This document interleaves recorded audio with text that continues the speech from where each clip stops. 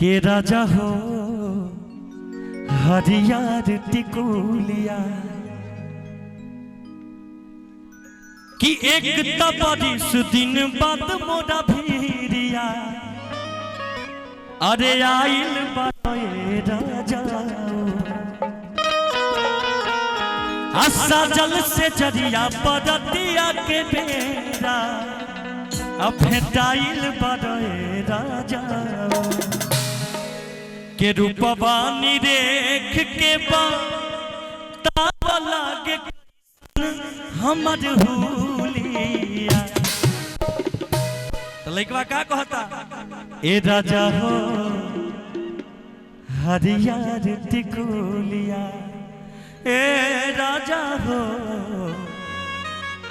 हरियार टिकुलिया एक तबरिस दिन बाद मोरा भिरिया आइल बारे राजा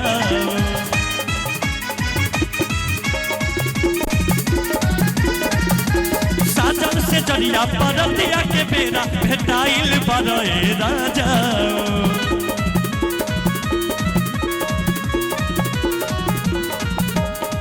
रूपवानी रेख के बतावला के कैसन हमर हुलिया ए राजा हो हरियार टिकुलिया ए राजा हो हरियार टिकुलिया ए राजा हो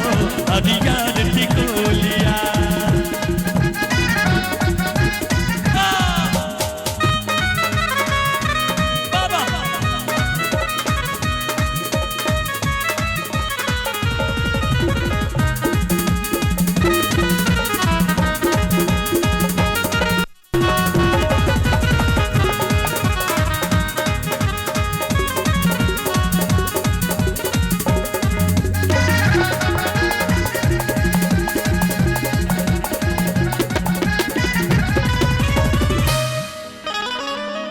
के हरियर चूड़िया पर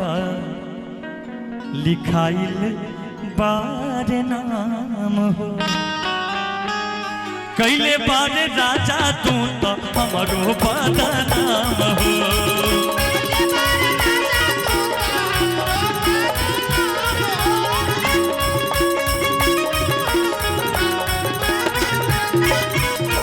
हरियर चूड़िया पर लिखैले बार नाम हो कैले बार राजा तू तो हमरो बदनाम हो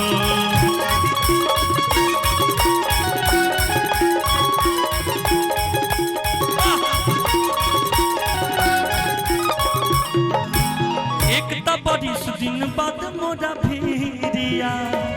अरे आइल बारे राजा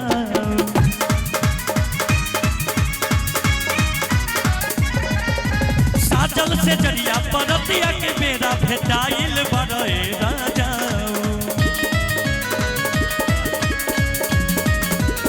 हेलो हाँ भैया खुटौना से आए हैं वाह बहुत बहुत धन्यवाद ये अपने गाना है मेरा ए राजा हो हरियार टिकुलिया